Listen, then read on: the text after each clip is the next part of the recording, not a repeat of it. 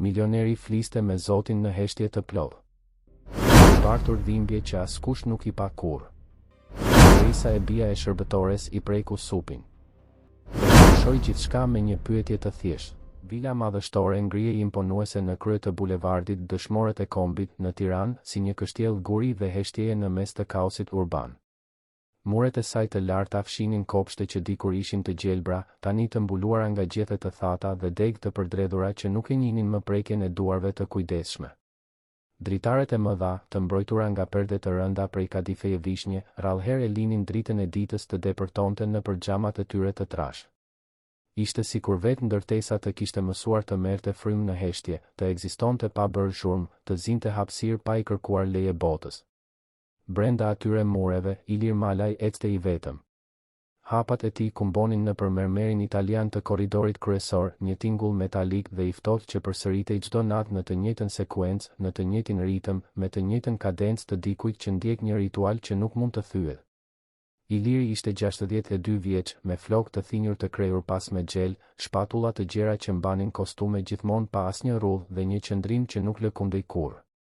Shpreha e tij ishte si prej graniti. Sytë, ngjyrë kafe gati të zezë, nuk zbulonin asgjë përveç kontrollit absolut. Ai kishte ndërtuar një perandori në sektorin e transportit dhe logjistikës, duke e zgjeruar kompaninë e tij në të gjitha qarqet e Shqipërisë, duke grumbulluar shifra që shumica e njerëzve as nuk do të mund t'i shqiptonin. Por asnjë llogari bankare nuk ishte në gjendje të mbushte zbrazëtinë që banonte në çdo dhomë të asaj shtëpie. Iliri nuk kishte trashëgimtar. Nuk kishte miq. Nuk kishte askën. Kishte një kohë kur vila gëlonte nga jeta. Gruaja e tij, Helena, qeshte me zë të lartë ndërsa organizonte darka për partnerët e biznesit. Djali i tij, Mikel, vraponte nëpër korridore duke mbajtur aeroplan letre dhe duke e mbushur shtëpinë me zhurmë dhe rrëmuj. Por kjo ishte më parë. Para tragjedisë që ai kurrë nuk e përmendte me zë të lartë. Para se gjithçka të shembej. Helena dhe Mikeli u larguan bashkë në një aksident me makinë në një rrugë me sinjalistik të dobët në rrethinat e Korçës, kur po ktheheshin nga një udhëtim fundjavë. Iliri nuk ishte me ta. Ishte në një takim biznesi. Gjithmonë ishte në një takim biznesi.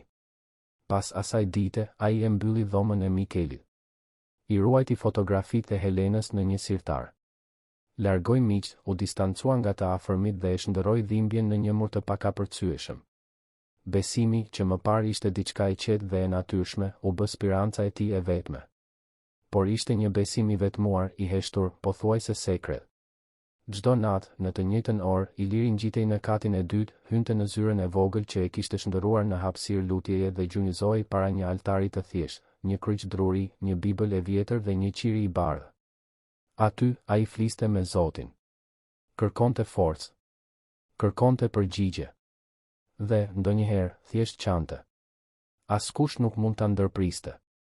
Kurrë. Punonisit e dinin këtë. Kuzhinierja, zonja Irena, që punonte në shtëpi prej 15 vjetësh, i udhëzonte të rinjt, midis orës 7 dhe 8 të mbrëmjes, askush nuk ngjitet lart. Askush nuk troket në derë. Askush nuk bën zhurmë. Nëse ai ka nevojë për diçka, zbret vetë. Por kurrë mos e shqetësoni. Rregulli nuk ishte i shkruar, por ishte ligj.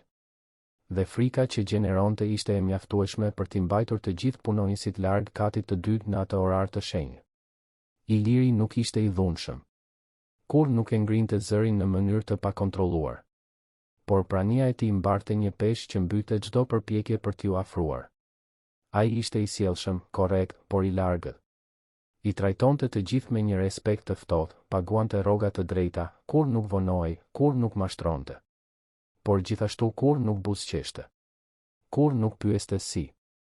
Ishte dikush me të vërtetë. Kurrë nuk shikonte në sy aq gjatë sa për të krijuar një lidhje. Ai kishte mësuar se të besoje ishte e rrezikshme. Vëllezërit e tij, Renato dhe Agim, ishin përpjekur t'i merrnin kompaninë vite më parë, duke falsifikuar dokumente dhe duke u përpjekur të provonin se ai ishte i paaftë për të menaxhuar biznesin pas humbjes së Helenës dhe Mikelit. Përpjekja dështoi, por tradhtia la shenja të thella. Që atëherë, Iliri nuk kishte më familje. Kishte punonjës, avokat, kontabilist. Por nuk kishte askën. Dhe ishte kështu, në këtë skenar izolimi absolut, që u shfaq Agata Dervishi. Ishte një pasdite e martë, me shi dhe e zymt, kur ajo trokiti në portën e vilës. Zonja Irena ishte ajo që e hapi, duke çelur portën e vogël anësore dhe duke gjetur një grua të dobët, me flokë gështenjë të lidhur në një topuz të çrregullt, rroba të thjeshta dhe të pastra, por dukshëm të vjetruara nga koha. Agata ishte 34 vjeç, por dukej se mbante lodhjen e një jete të tërë mbi shpatullat e saj të kërrusura. Pranë saj, duke i mbajtur fort dorën, ishte një vajzë e vogël, me sy të mëdhenj e të errët, që vëzhgonte gjithçka në heshtje. Mirë dita, tha Agata, me zë të dridhur por të vendosur. Kam dëgjuar se shtëpia ka nevojë për dikë që të ndihmojë me pastrimin dhe organizimin. Erdha të ofroj punën time. Zonja Irena hezitoi. Kush të tha? Një e njohur që punon në shtëpinë ngjitur. Ajo përmendi se Zoti Malaj po kërkonte dikë të besuar. Nuk ishte gënjeshtër. Iliri i kishte kërkuar zonjes Irena të gjente dikë për të kujdesur për bibliotekën dhe dhomat e katit të dytë, hapësira që ai rrallëherë lejonte të prekeshin. Por duke parë gruan e lagur nga shiu, të shoqëruar nga një fëmijë, zonja Irena ndjeu një shtrëngim në gjoks. Po vajza, pyeti ajo. Është vajza ime. Kora. Nuk bën probleme. Premtoj. Ajo është e qetë. As nuk do ta vini re që është këtu. Zonja Irena e shikoi vajzën. Kora ishte 6 vjeç, me flokë të drejtë e të errët që i binin mbi supe, dhe nuk e largonte shikimin. Kishte diçka në ata sy që të shqetësonte. Nuk ishte sfidë. Ishte thellësi. Sikur ai fëmijë të shite shumë më tepër se sa duhej. Prit këtu, tha zonja Irena, duke mbyllur portën. Ajo u ngjit në zyrën e Ilirit, i cili por i shikonte kontrata me të njëjtin përqendrim të përpikt si gjithmonë. Trokiti në derë, priti lejen dhe hyri. Zoti Malaj, ka një grua te porta. Ka ardhur të ofroj punë. Tha se e ka dëgjuar nga fqinjet se ju po kërkoni dikë. Iliri as nuk i ngriti syt. Dhe po kërkoj? Po, zotëri. Për të kujdesur për bibliotekën dhe dhomat. Atëherë punësoje. Ajo ka një vajzë të vogël. Tani Iliri ndaloi. Ngriti shikimin dhe zonja Irena ndjeu peshën e asaj heshtjeje. Një fëmijë, përsëriti ai, pa intonacion. Po, zotëri. Ajo thot se vajza nuk do të shqetësoj. Se është e qetë. Iliri i ktheu syt te letrat. Nuk dua fëmijë në këtë shtëpi. Zotëri, me gjithë respektin, gruaja duket se është në nevojë. Dhe vajza me të vërtet është shumë e qetë. E pash. Nuk bëri asnjë zë. Pati një pauzë të gjatë. Iliri trokiti gishtat mbi tavolinë, një gjest i rrallë që tregonte se ai, në fakt, po mendonte. Thuaj se pranoj. Por me kushte. Fëmia nuk qarkullon në përkatet kryesore. Nuk bën zhurmë. Nuk prek asgjë. Nëse ka ndonjë problem, ajo largohet menjëherë. Pa paralajmërime. Po, zotëri. Zonja Irena zbriti dhe hapi portën.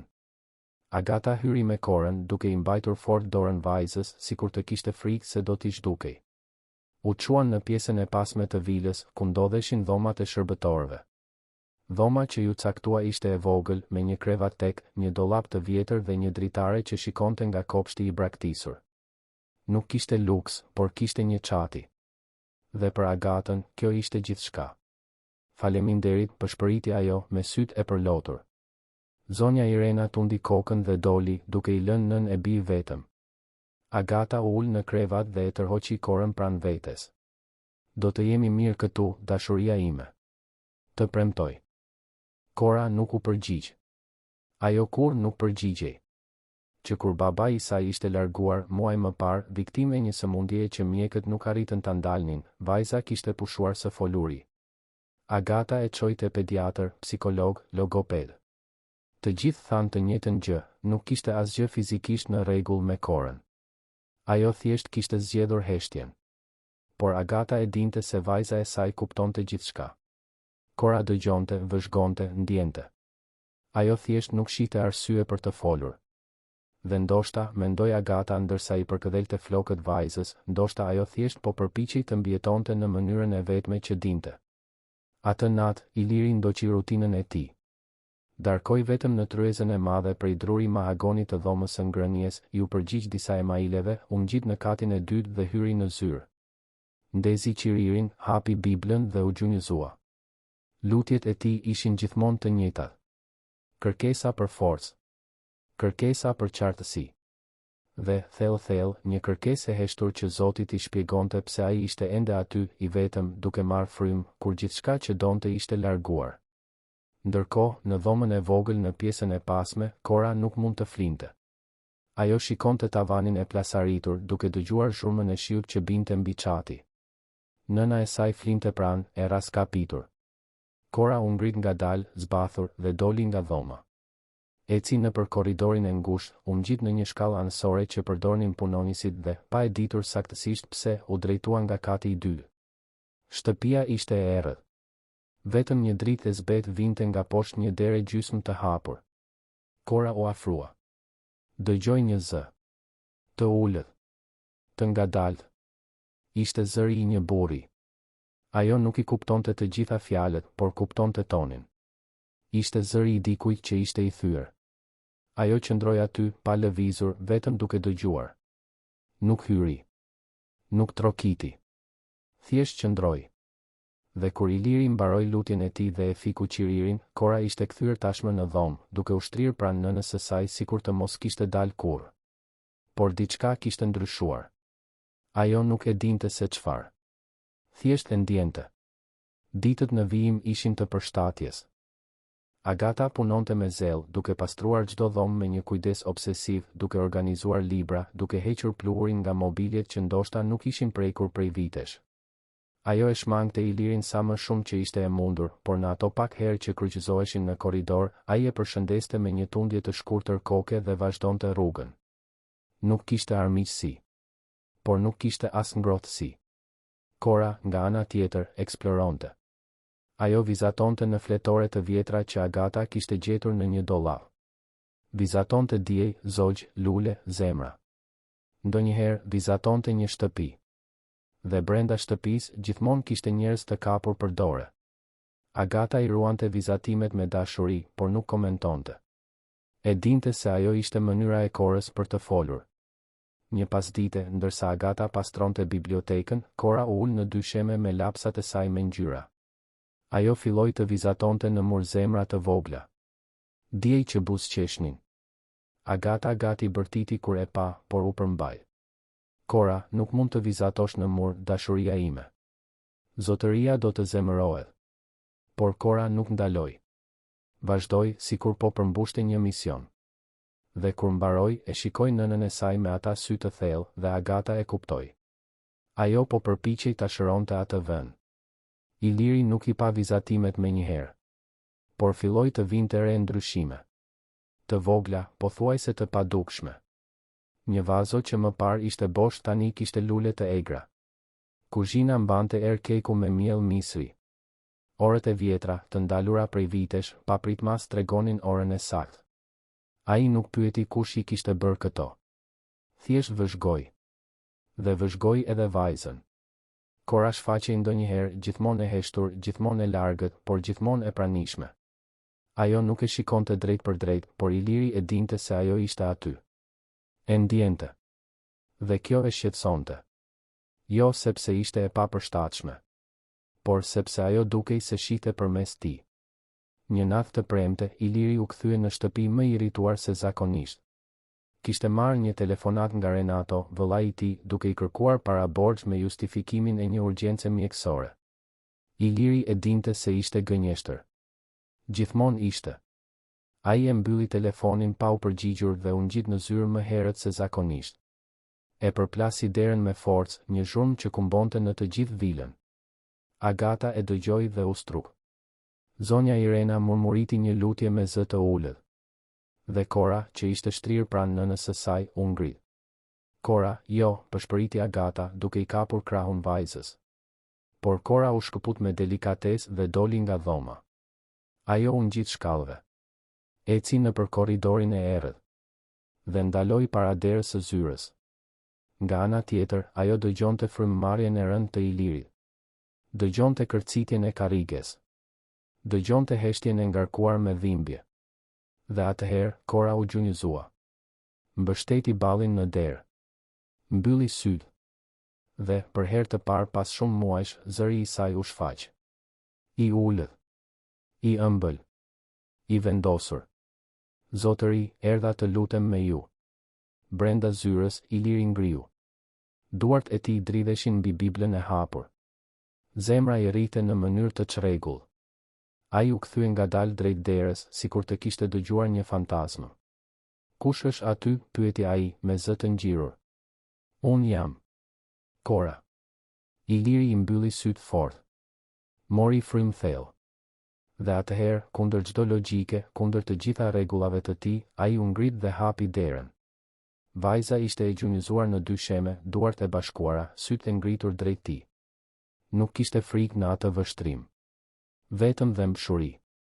Para se Iliri të mund të thoshte diçka, Agata u shfaq duke vrapuar, fytyra e zbet nga paniku. Zoti Malaj, ju kërkoj ndjes, nuk e di si doli, ju betohem që nuk do të ndodh më, ju lutem, mos na dëboni, ju lutem. Iliri ngriti dorën duke e heshtur.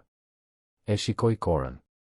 Dhe atëherë, me një zë që as ai vet nuk e njohu, pëshpëriti, ajo mund të qëndroj. Agata puliti sytë, e hutuar. Zotëri. Ajo mund të qëndroj, përsëriti ai. Nëse dëshiron. Kora buzëqeshi. Një buzëqeshje e vogël, por e vërtetë. Dhe atëherë, me natyrshmërinë e dikujt që e kishte ditur gjithmonë se ai moment do të vinte, ajo hyri në zyrë. Iliri u kthye në vendin e tij para altarit. Kora u ul pranë tij, duke kryqëzuar këmbët e vogla. Agata qëndroi në derë, pa ditur çfarë të bënte, sytë plot lodh. Dhe atë natë, për herë të parë pas shumë vitesh, Ilir Malaj nuk u luti vetëm. Kora foli me Zotin si dikush që flet me një mik. Falenderoi për nënën, për zogjit që këndonin në mëngjes, për krevatin e ngrohtë. Dhe atëherë, me zë të ëmbël dhe të vendosur, tha, dhe faleminderit që kujdesesh për zotërinë e trishtuar. Ai është shumë i vetmuar. Bëje të mos qaj më vetëm, në rregull. Iliri ndjeu diçka të thyej brenda tij. Një mur që e kishte ndërtuar tull pas tulle, për vite me radhë, u shemb në sekonda. Ai mbuloi fytyrën me duar dhe qau. Qau siç nuk kishte qarë kurrë. Qau për Helenën. Për Mikelin. Për veten. Për të gjitha vitet e humbura në heshtje dhe vetmi. Kur mbaroi, Kora i preku dorën. Thjesht e preku. Dhe Iliri e mbajti atë dorë të vogël sikur të ishte gjëja më e çmuar në botë. Agata, ende në derë, qante gjithashtu. Por ishin lot lehtësimi. Shprese. Kur Kora dhe Agata më në fund u kthyen në dhomën e tyre, Iliri mbeti vetëm në zyrë. Por nuk u ndjej vetëm. Për herë të parë, ndjeu prani. Ndjeu ngrohtësi. Ndjeu diçka që ja kishte harruar emrin, përkatësi. Ai hapi një sirtar të vjetër dhe nxori një fletore lëkure, të paprekur prej dekadash. Ishte një ditar që Helena ja kishte dhënë vite më parë, duke i kërkuar të shënonte lutjet e tij, mendimet e tij, bisedat e tij me Zotin. Iliri nuk e përdori kurrë. E konsideronte të panevojshme. Por tani, me dorën që i dridhej, hapi faqen e parë dhe shkroi. Sot, një fëmijë më mësoi se besimi nuk është diçka që ruhet. Është diçka që ndahet. Faleminderit, Zot, që nuk hoqe dorë nga unë. Dhe atë natë, kur më në fund fiku dritën dhe shkoi të flinte, Ilir Malaj ndjeu diçka që nuk e kishte ndjerë prej vitesh. Paqe. Mëngjesi tjetër zbardhi ndryshe në vilën e Ilir Malaj. Dielli arriti të depërtonte në përperdet e rënda të dhomës së ngrënies, diçka që zonja Irena nuk e shite të ndodhte prej vitesh. Ajo hyri në dhomë duke mbajtur tabakan e kafes dhe gati sa nuk ira gjithçka nga duart kur pa që perdet ishin të hapura, të lidhura me litarët e artë që askush nuk i prekte që nga koha e Helenës. Drita hynte bujarisht duke ndriçuar pluhurin pezull në ajër, duke zbuluar detajet të dekorit që ishin harruar në hije. Iliri ishte tashmë i ulur në tryez, si gjithmonë, por kishte diçka ndryshe në qëndrimin e tij. Ai nuk ishte i përkulur mbi gazeta. Po shikonte nga dritarja, duke vëzhguar kopshtin e braktisur me një shprehje që zonja Irena nuk arrinte ta deshifronte. Nuk ishte trishtim. Nuk ishte zemërim. Ishte diçka afër soditjes. Mirëmëngjes, Zoti Malaj, tha ajo, duke vendosur tabakan mbi tryez me kujdes. Mirëmëngjes, Irena, u përgjigj ai, pa e hequr shikimin nga dritarja. Zonja Irena hezitoi para se të pyeste. Jeni mirë? Iliri më në fund e shikoi. Dhe për herë të parë në 15 vjet skicoi diçka që mund të ngatërohej me një buzëqeshje. Nuk ishte e plodh. Ishte vetëm një lakim i lehtë në cepat e buzëve. Por ishte aty. Jam, tha ai thjesht. Zonja Irena ndjeu një shtrëngim në gjoks. Jo nga shqetësimi. Nga shpresa. Ajo tundi kokën dhe doli nga dhoma, por para se të mbyllte derën, hodhi një vështrim pas. Iliri ishte kthyer të vëzhgonte kopshtin. Dhe ajo e dinte në atë moment se diçka kishte ndryshuar. Diçka e thellë. Në dhomën e vogël në pjesën e pasme, Agata u zgjua e trembur, duke kuptuar se Cora nuk ishte pranë saj. Paniku e pushtoi menjëherë. Ajo u ngrit me një hop, shikoi poshtë krevatit, hapi dollapin, doli me vrap në korridor. Cora. Cora. Por pastaj dëgjoi një të qeshur. Të ullët. Të ëmbël. Që vinte nga kopshti. Agata vrapoi te dritarja dhe e pa vajzën jashtë, zbathur mbi barin e thatë, e përkulur pranë një parcele të braktisur. Cora po gërmonte në tokë me duar, sikur të kërkonte diçka. Agata zbriti me vrap, kaloi nëpër kuzhinë dhe doli nga dera anësore që të çonte në pjesën e pasme të vilës. Cora, çfarë po bën? Pyeti ajo, zëri ende i dridhur nga frika. Cora ngriti sytë, e qetë, dhe i tregoi duart e vogla të pista me dhe. Pastaj tregoi parcelën. Agata shikoi dhe pa filiza të vegjël të gjelbër që po fillonin të dilnin mes gurve dhe tokës së tharë. Ishin lule të egra, rezistente, që i kishin mbijetuar braktisjes dhe tani po ktheheshin në jetë. Gjete lule, pëshpëriti Agata, duke u gjunjëzuar pranë vajzës së saj. Ato ishin këtu gjithë këtë kohë. Cora tundi kokën. Dhe atëherë, me zërin që ende tingëllonte i brish pas kaq shumë kohe në heshtje, tha, ato po prisnin. Agata ndjeu sytë ti mbusheshin me lodh.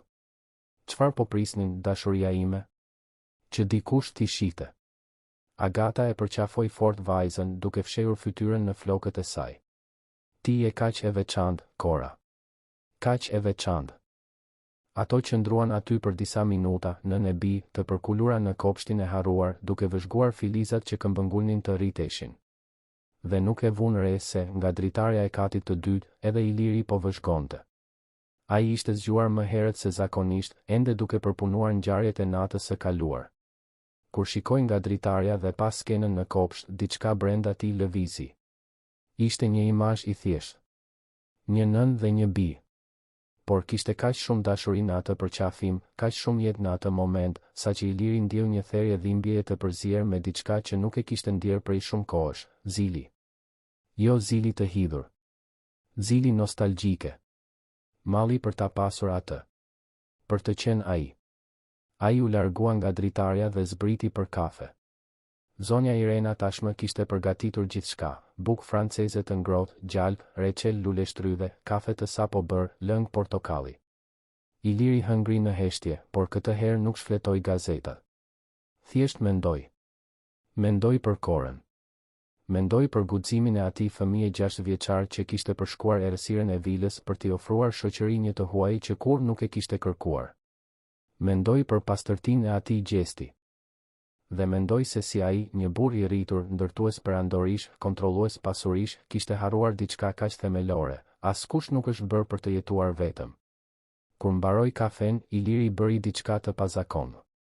Shkoi në kuzhinë. Zonja Irena gati sa nuk e lëshoi tiganin kur e pa të hynte.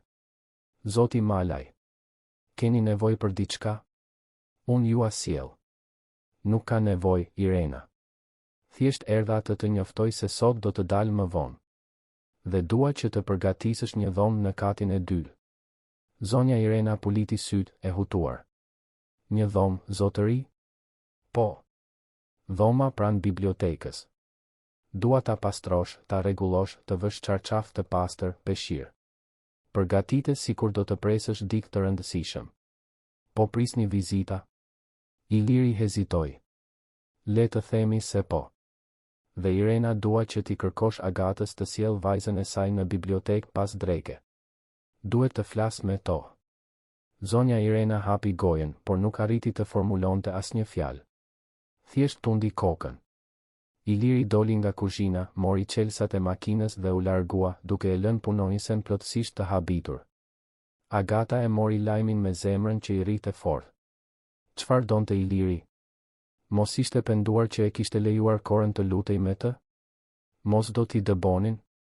Ajo kaloi gjithë mëngjesin duke u përpjekur të qetësoj, duke pastruar të njëjtat mobilje 3 herë, duke riorganizuar libra që tashmë ishin të rreshtuar në mënyrë perfekte. Kora, nga ana tjetër, duke e qetë. Ajo vazhdoi të vizatonte, këtë herë në një fletore të re që zonja Irena ia kishte dhënë. Vizatonte një shtëpi. Dhe brenda shtëpisë, 3 njerëz të kapur për dorë. Kur ora shënoi 2 pasdite, Agata e kapi Korën për dorë dhe u ngjit në bibliotekë. Dera ishte gjysmë e hapur.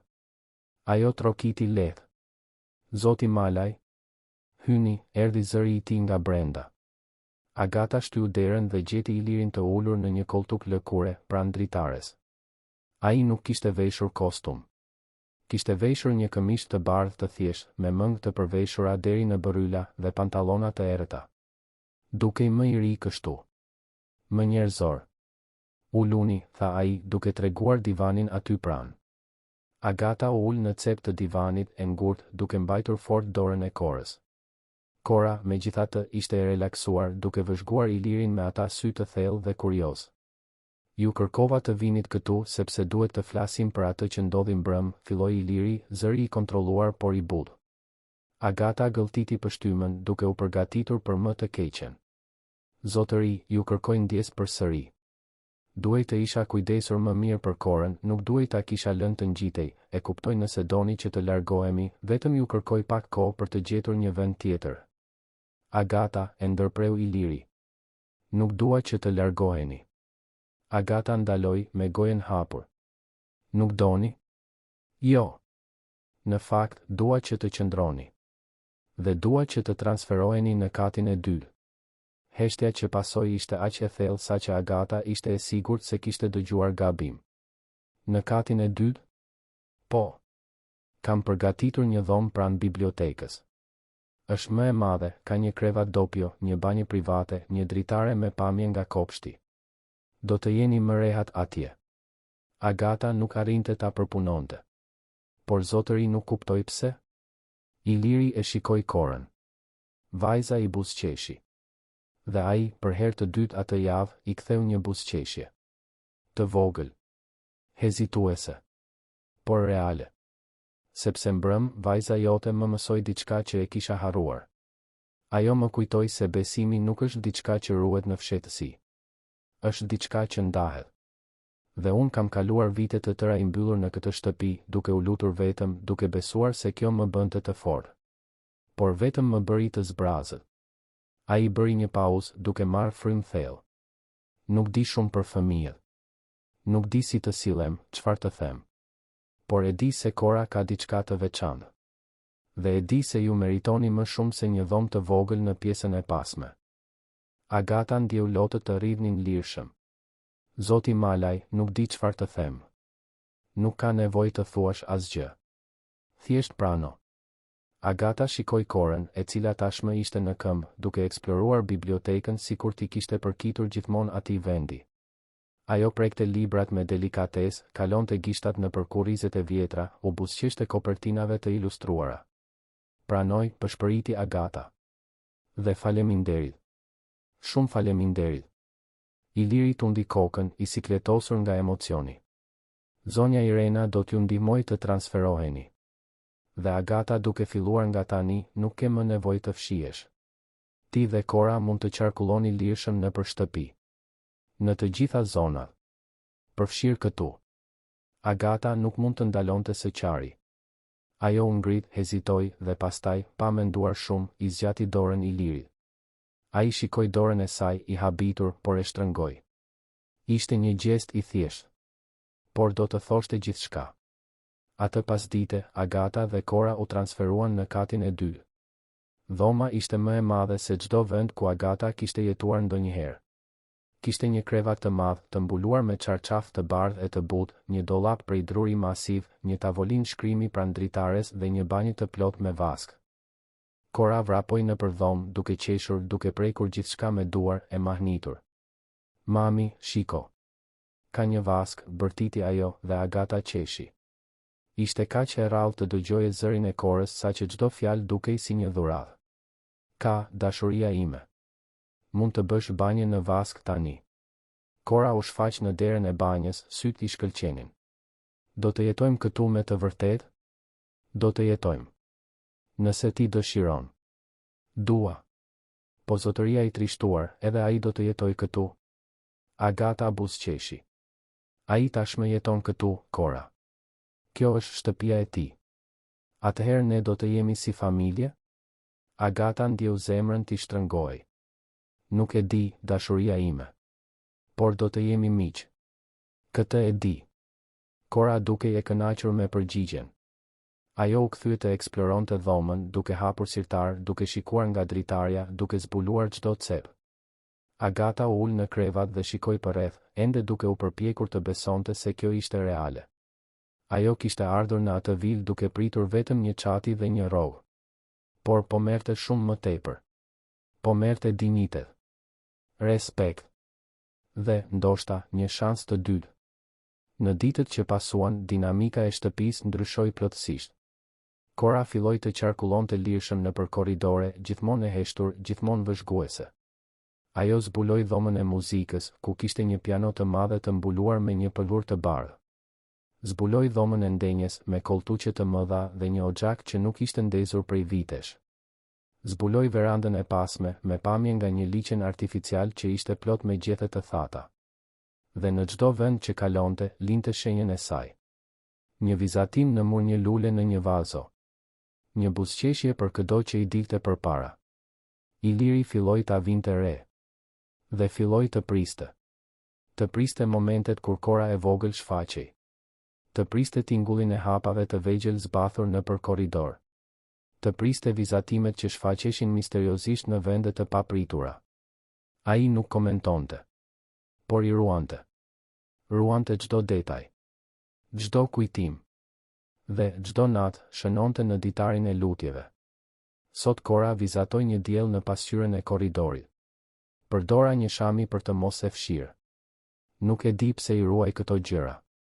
Ndoshta sepse më kujtojnë se ka ende dritë. Sot ajo solli lule nga kopshti dhe I vendosi në tryezën e dhomës së ngrënies. Zonja Irena pyeti nëse mund t'i hiqte. I thash jo. Dua të qëndrojnë. Sot ajo më pa duke qarë në zyrë. Nuk hyri. Thjesht qëndroi jashtë derës derisa unë ndalova. Kur dola, ajo ishte larguar. Por kishte lënë një vizatim në dy sheme. Ishte një person I përqafuar nga krah. Nuk e di nëse ishte një engjëll. Por unë ndjeva I mbrojtur. Edhe lutjet e natës ndryshuan. Cora filloi ta shoqëronte pothuajse çdo natë. Ajo nuk kërkonte leje. Thjesht shfaqej, gjunjëzoi pranë tij dhe lutej. Dhe lutjet e saj ishin gjithmonë të njëjtat, të falenderonte për gjërat e vogla dhe të kërkonte që Zoti të kujdesej për njerëzit që ajo donte. Përfshirë zotërinë e trishtuar. Iliri vuri re se, pak nga pak, Nofka po ndryshonte. Në njërën nga lutjet, Cora e quajti Zoti Ilir. Dhe pastaj, thjesht Ilir. Dhe më në fund, një natë, ajo tha, faleminderit që kujdesesh për ne, xhaxhi Ilir. Iliri ndjeu diçka të thyej brenda tij përsëri. Por këtë herë nuk ishte dhimbje. Ishte ngrohtësi. Ishte përkatësi. Ai e shikoi vajzën, e cila e vështronte me ata sy të pastër dhe pëshpëriti, faleminderit që më le të jem pjesë. Agata, nga ana tjetër, filloi të ndihej si në shtëpinë e saj. Ajo ende punonte, ende pastronte, ende organizonte. Por tani e bënte këtë me lehtësi. Filloi të fliste më shumë me zonjën Irena, duke ndarë histori, të qeshura, receta. Filloi të kujdesej për kopshtin, duke hequr barrat e këqija, duke ujitur bimët që ende rezistonin, duke mbjell fara të reja. Dhe filloi ta vëzhgonte Ilirin me më pak frikë dhe më shumë kuriozitet. Ai nuk ishte burri I ftohtë dhe I largët që ajo imagjinonte. Ai ishte thjesht dikush që kishte harruar si të lidhej. Dikush që kishte humbur aq shumë sa që kishte ndërtuar more për të mos humbur më. Por Kora po I rrëzonte këto more. Tull pas tulle. Buzëqeshje pas buzëqeshjeje. Lutje pas lutjeje. Një pasdite, Agata gjeti Ilirin në bibliotek, duke shfletuar një album fotografish të vjetra. Ajo hezitoi në derë, pa ditur nëse duhej të hynte apo jo. Por ai e pa dhe I bëri shenjë të afrohej. Më falni që ju shqetësoj, zotëri, tha ajo. Nuk shqetëson. Ulu. Agata u ul në koltukun përballë tij, duart në prerë. Iliri e mbylli albumin, por nuk e largoi. Je kurioze, pyeti ai, duke treguar albumin. Agata u skuq. Nuk dua të jem ndërhyrëse. Nuk është ndërhyrje nëse unë ta ofroj. Ai e hapi albumin përsëri dhe e ktheu që ajo ta shite. Fotografia tregonte një grua të bukur me një buzëqeshje të gjerë pranë një djali biond me sy të kaltër. Kjo ishte gruaja ime, Helena. Dhe ky ishte djali im, Mikel. Agata e shikoi fotografinë me respekt. Janë të bukur. Ishin, e korrigjoi Iliri me zë të ulët. Ata u larguan 12 vjet më parë. Aksident me makinë. Më vjen keq. Iliri tundi kokën. Edhe mua. Për një kohë të gjatë, ndjeva vetëm këtë. Keqardhje. Zemërim. Faj. E ndërtova këtë shtëpi si një mauzole. Mbylla gjithçka që më kujtonte ata. Mendova se kështu dhimbja do të kalonte.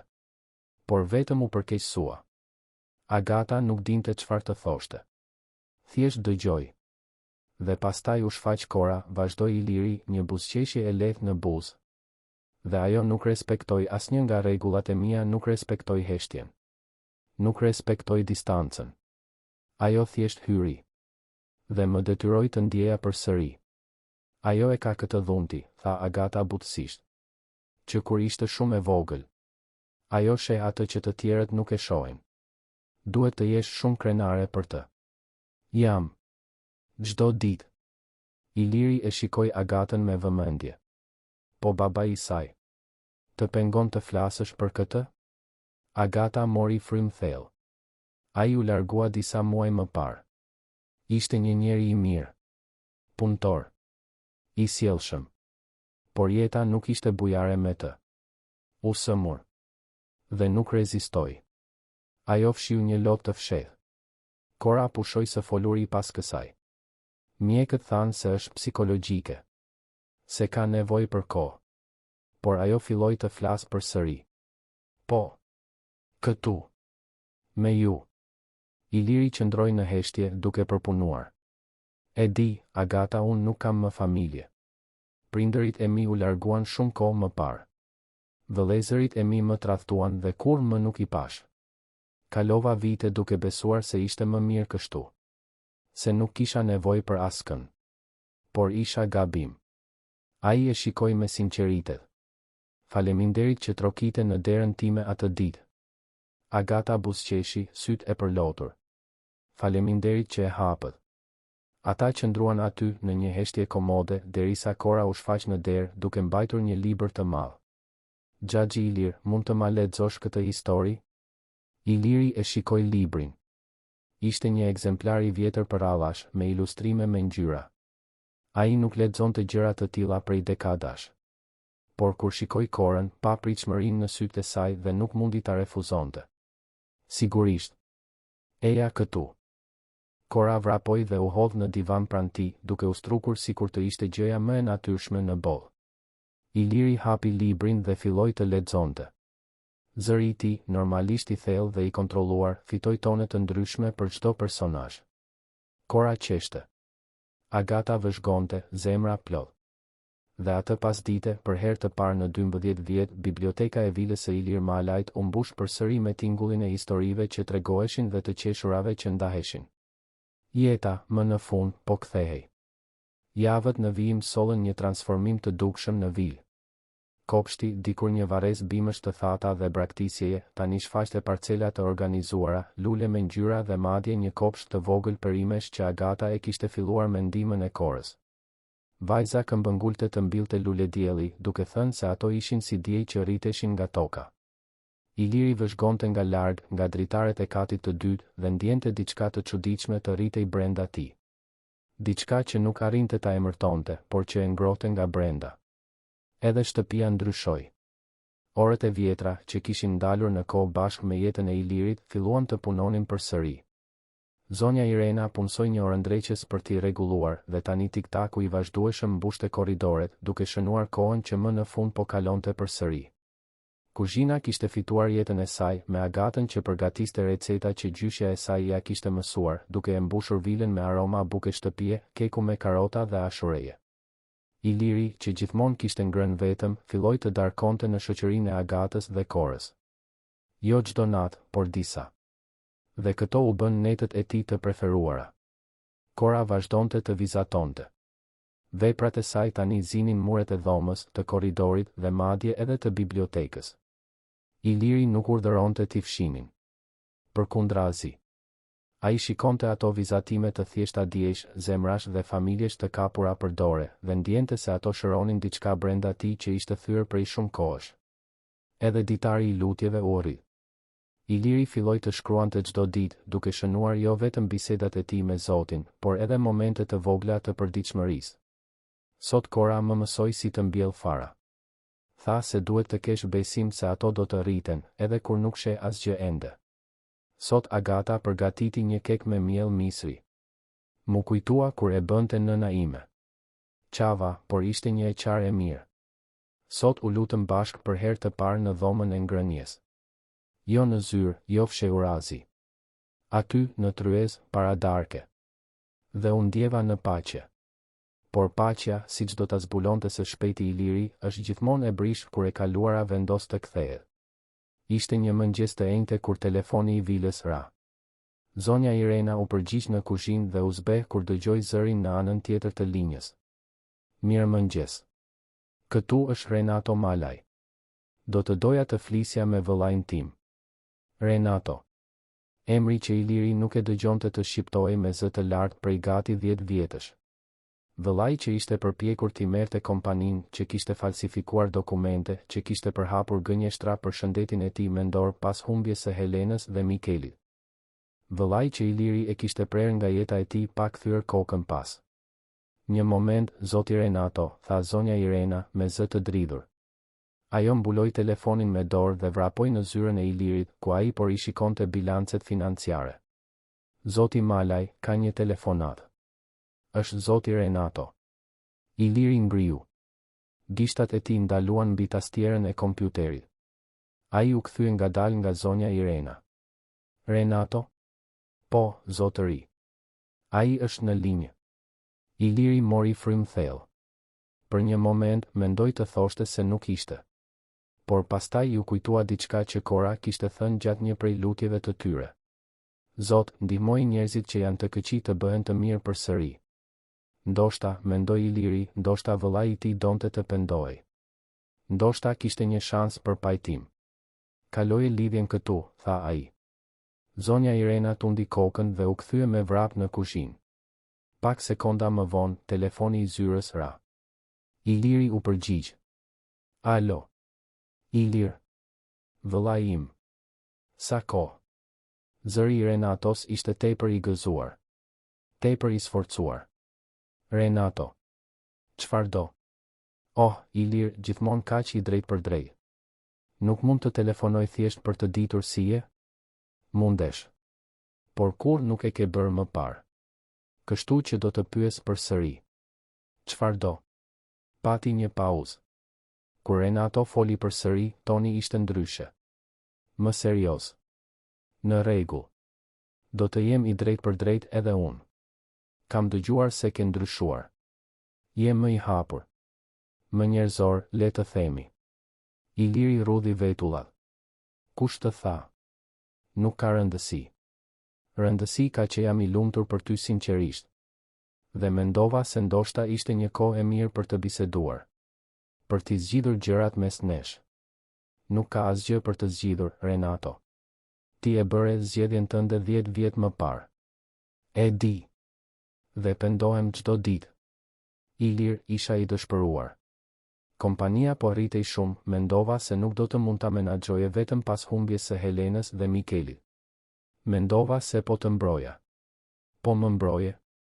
Iliri lëshoi një të qeshur të hidhur. Ti u përpoqe të më shpallje të paaftë. U përpoqe të merrje atë që ndërtova. Kjo nuk është mbrojtje. Është tradhti. E di.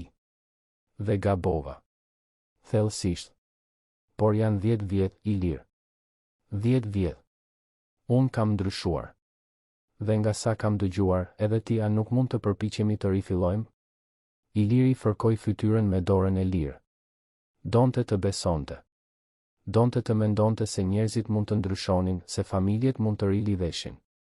Por plaga ishte e thellë. Çfarë saktësisht do, Renato? Dua të shoh. Personalisht. Do të jem në Tiranë javën tjetër. Mund të drekojmë? Vetëm ne të dy. Të flasim si vëllezër. Iliri hezitoi. Çdo instinkt i thoshte të refuzonte. Por pastaj mendoi për Korën, për Agatën, se si ato kishin ardhur tek ai kur ai më së paku e priste dhe kishin transformuar gjithçka. Ndoshta duhej t'i jepte një shans. Ndoshta këtë donte Zoti. Në rregull. Por jo këtu. Në një restorant neutral. Perfekt. Si thua për të mërkurën tjetër, në mesditë? Te ai italiani në zonën e ish bllokut? Mund të jetë. Shkëlqyeshëm. Shihemi atëherë, vëlla. Dhe Ilir faleminderit. Me të vërtetë. Telefonata mbaroi. Iliri mbeti I ulur në heshtje, telefoni ende në dorë, duke u përpjekur të përpunonte atë që sapo kishte ndodhur. Një pjesë e tij ishte plot shpresë. Pjesa tjetër, ajo që kishte mësuar të mos besonte askënd, ishte në alarm. Ai nuk I tregoi askujt për telefonatën. Jo menjëherë. Por atë natë, gjatë lutjes me Korën, ai kërkoi mençuri. Kërkoi aftësi gjykimi. Dhe kërkoi që Zoti ta mbronte nga mashtrimi përsëri. Kora, pranti, bëri lutjen e saj me thjeshtësinë e zakonshme. Zot, faleminderit për një ditë tjetër. Faleminderit për mamin, për xhaxhi Ilirin, për zonjën Irena, për lulediellit që po rriten. Dhe të lutem, kujdesu për njerëzit që janë me zemërim ose me frikë. Ndihmoi të bëhen më të mirë. Iliri e shikoi, I admiruar. Si mund të ishte kaq e pastër ai fëmijë? Si arrinte të shihte mirësi edhe aty ku nuk kishte? Në ditët në vijim, Iliri u bë më I heshtur. Agata e vuri re ndryshimin. Ai u mbyll përsëri pak, kaloi më shumë kohë vetëm në zyrë, hëngri në heshtje. Ajo nuk pyeti. Thjesht vëzhgoi. Dhe u lut. U lut që çfarëdo që po e shqetësonte Ilirin të kalonte shpejt. Edhe Kora e vuri re. Një pasdite, ajo e gjeti Ilirin të ulur në kopsht, duke shikuar liçenin pa parë asgjë në të vërtetë. Ajo u afrua në heshtje dhe u ul pranë tij në bar. Xhaxhi Ilir, je I trishtuar përsëri? Iliri e shikoi, I habitur. Pse mendon kështu? Sepse nuk po buzëqesh. Dhe ti kishe filluar të buzëqeshje. Iliri ndjeu një shtrëngim në gjoks. Më fal, Kora. Thjesht po mendoj për disa gjëra. Gjëra të këqija? Nuk e di ende. Ndoshta. Kora I kapi dorën. E di çfarë thot gjithmonë mami im? Që kur kemi frikë, duhet të kujtojmë gjërat e mira. Atëherë frika bëhet më e vogël. Iliri buzëqeshi lehtë. Nëna jote është e mençur. Po, është. Dhe ti gjithashtu. Kështu që ti do ta dish çfarë të bësh. Iliri ja shtrëngoi dorën e vogël. Faleminderit, Kora. Ata qëndruan aty për një kohë në heshtje, thjesht duke ndjer erën dhe duke vëzhguar redh. Dhe Iliri kuptoi se, pavarësisht shqetësimeve, ende kishte paqe. Ende kishte dritë. Dhe kjo ishte e mjaftueshme. E mërkura erdhi shumë shpejt. Iliri veshi një nga kostumet e tij më të mira, kreu flokët me kujdes dhe u nis për në restorantin italian. Arriti 10 minuta më herët dhe kërkoi një tavolinë diskrete, në cep, larg syve kureshtar. Renato arriti saktësisht në mesditë, I veshur me një kostum të shtrenjtë, flokë të errët të krejur pas, një buzëqeshje e gjerë në fytyrë. Ilir, tha ai, duke I zgjatur dorën. Iliri ja shtrëngoi, por pa entuziazëm. Ata u ulën. porositën verë, pastaj ushqim. Biseda filloi si përfaqësore.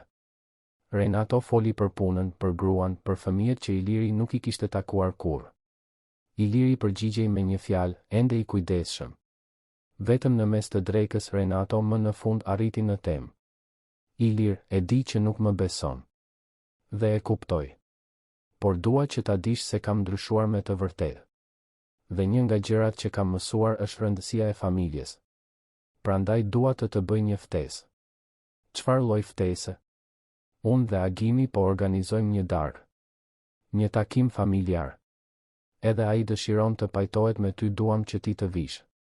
Të takosh fëmijët tanë. Që ne të mundemi, më në fund, të jemi vëllezër përsëri. Iliri e vendosi pirunin në pjatë, dyshimi duke u rritur. Edhe Agimi e do këtë? Po. Ai ka ndryshuar, po aq sa unë. Ilir, ne gabuam. Thellësisht. Por nuk mund të na ndëshkosh për gjithë jetën. Unë nuk po ndëshkoj askën. Thjesht po mbroj veten. Nga çfarë? Nga ne? Jemi vëllezërit e tu. Jemi familja jote e vetme. Jo. Nuk jeni. Fjalët dolën para se Iliri të mund t'i kontrollonte.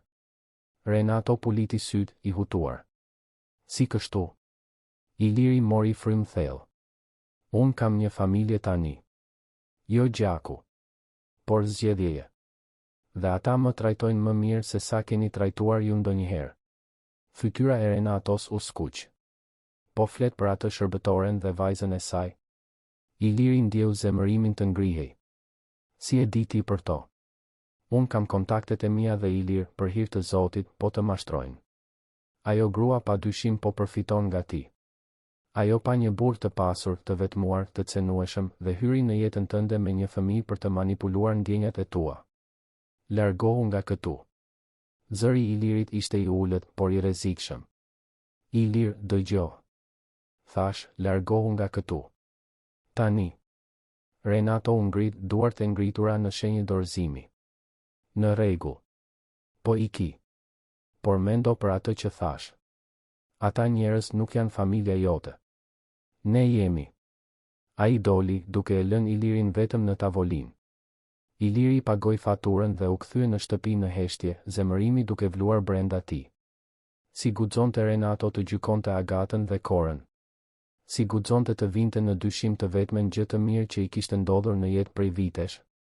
Kur arriti në vil, Agata ishte në kopsht me Korën. Duke parë Ilirin që dilte nga makina me atë shprehje të mbyllur, ajo e dinte se diçka nuk shkonte. Zoti Malaj, jeni mirë?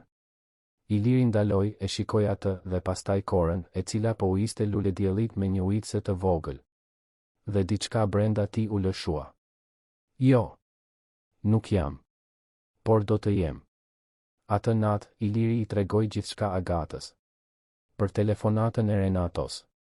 Për drekën. Për akuzat. Agata dëgjoi në heshtje, fytyra gjithnjë e më e zbehë. Zoti Malaj, nëse ju mendoni se ne po përfitojmë, ne mund të largohemi. Kur nuk kam dashur. Jo. Iliri e ndërpreu. Nuk do të shkosh askund. Renato është gabim. Plotësisht gabim. Ju nuk jeni këtu për interes. Jeni këtu sepse Zoti e deshi kështu. Dhe unë nuk do të lejoj askën ta prish këtë. Agata ndjeu sytë ti mbusheshin me lodh. Faleminderit. Jo. Faleminderit ty që më kujtove se ka ende mirësi në botë. Por paqja zgjati pak. 2 ditë më vonë, Renato telefonoi përsëri. Këtë herë, toni ishte ndryshe. Më i ftohtë. Ilir, u përpoqa të isha i civilizuar. U përpoqa të paralajmëroja. Por ti nuk deshe të dëgjoje. Kështu që tani do të më duhet të marr masa. Çfarë masash? Kam punësuar një hetues. Dhe kam zbuluar gjëra interesante për shërbëtoren tënde. E dije se ajo ka borxhe të mëdha? Se burri i saj e la në mjerim? Ajo është e dëshpëruar, Ilir. Dhe ti je zgjidhja perfekte. Po deliron. Po. Atëherë shpjego pse ajo e vuri vajzën e saj të manipuloj emocionalisht. E gjithë ajo skenë e lutjes së përbashkët? Ishte e inskenuar. vajza as nuk ishte Mehmec me të vërtetë. Ishte gjithçka teatër. Iliri ndjeu gjakun ti ngri. Ti nuk e di se çfarë po flet. E di. Dhe nëse nuk bën kujdes, do të përfundosh duke humbur gjithçka. Përsëri. Telefonata mbaroi. Iliri qëndroi pa lëvizur, telefoni në dorë, zemra i rrite në mënyrë të çrregull. Ai nuk i besonte Renatos. Nuk mund t'i besonte. Por fara e dyshimit ishte mbjell. Dhe dyshimet, Iliri e dinte, mund të shkatëronin gjithçka. Atë natë, për herë të parë pas disa javësh, Iliri u lut vetëm. Jo sepse Kora nuk ishte shfaqur, por sepse ai i kërkoi të mos vinte. I tha se kishte nevojë për pak kohë. Kora pranoi, por sytë e saj ishin të trishtuar. Agata e vuri re ndryshimin menjëherë. Iliri u mbyll përsëri. Filloi të hante vetëm përsëri. Filloi të shmangte kontaktin. Dhe ajo e dinte se diçka ishte shumë gabim. Ishte zonja Irena që i tregoi. Ka njerëz që po i futin hundët në jetën e tij, Agata. Vëllezërit. Ata kur nuk e pranuan që ai preu lidhjet. Dhe tani që pan se ai është i lumtur përsëri, po përpiqen ta prishin gjithçka. Agatës ju përzier stomaku. Çfarë të bëj, zonja Irena? Ti lutu, vajzë. Dhe beso. E vërteta gjithmonë del në shesh. Por Agata kishte frikë. Frikë se do të humbiste të vetmin vend ku ishte ndjer e sigurt. Frikë se Kora do të humbiste burrin që kishte filluar ta donte si gjysh. Frikë se gjithçka do të shembej. Dhe pastaj, një mëngjes të diel, gjithçka u përkeqësua. Renato dhe Agim u shfaqën në derën e vilës, pa paralajmërim, të shoqëruar nga një avokate. Zonja Irena u përpoq t'i ndalonte, por ata këmbëngulën. Kemi të drejtë të shohim vëllain ton. Dhe kemi prova se ai po manipulohet. Iliri zbriti, i tërbuar. Çfarë po bëni këtu? Erdhëm të shpëtojmë, vëlla, tha Agimi me zë të zvarritur. Dhe kemi prova. Avokatja hapi një dosje dhe nxori dokumente. Zoti Malaj, kemi bërë një hetim për zonjën Agata Dervishi. Dhe kemi zbuluar se ajo ka një histori borxhesh, procesesh gjyqësore dhe se ishte në një situatë dëshpërimi financiar kur trokiti në derën tuaj. Përveç kësaj, kemi gjetur prova se vajza nuk është Mehmec. Kur nuk ka qenë. Ishte gjithçka një farsë. Iliri ndjeu tokën t'i ikte nga këmbët. Çfarë provash? Avokatja i dha raporte mjekësore, dokumente, regjistrime. Iliri i shfletoi, zemra i rrite me shpejtësi. Ishte e vërtetë. Kora nuk kishte asnjë diagnozë mehmecërie. Mjekët kishin thënë se ishte psikologjike, por se ajo mund të fliste në mënyrë perfekte. Kjo nuk provon asgjë, tha ai, me zë të dridhur. Provon se ajo përdori vajzën e saj për të manipuluar, tha Renato. Dhe ne nuk do ta lejojmë këtë. Ose e dëbon këtë grua tani, ose ne do të shkojmë në gjykatë. Do të provojmë se po të mashtrojnë, se nuk je në gjendje të plot mendore dhe do të marrim kontrollin e kompanisë. Përsëri. Iliri i shikoi vëllezërit. Dhe pa atë që kishte qenë gjithmonë aty, Lakmi. Zili. Ligësi. Ata nuk po përpiqeshin ta mbronin. Po përpiqeshin ta shkatëronin. Por para se të mund të përgjigjej, një zë i vogël kumbonte në përdhom. Ju po gënjeni. Të gjithë u kthyen. Kora ishte në krye të shkallëve, duke mbajtur dorën e Agatës. Sytë e saj ishin plot lot, por zëri i saj ishte i vendosur. Unë kur nuk i kam gënjur xhaxhi Ilirit.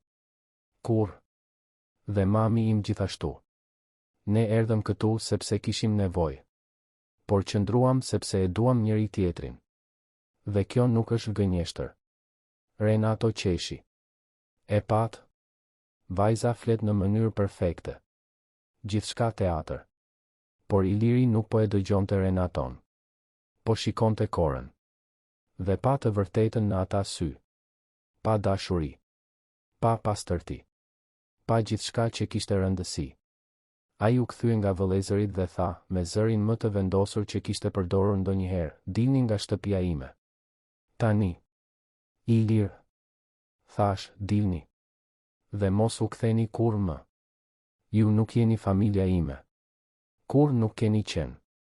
Renato dhe Agim mbetën të shokuar. Avokatja u përpoq të argumentonte, por Iliri tashmë po telefononte avokatin e tij, duke i kërkuar të vinte menjëherë dhe të padiste vëllezërit për hyrje pa leje, shpifje dhe ngacmim. Të tre dolën, të tërbuar, duke premtuar hakmarrje. Por Ilirit nuk i bëhej vonë.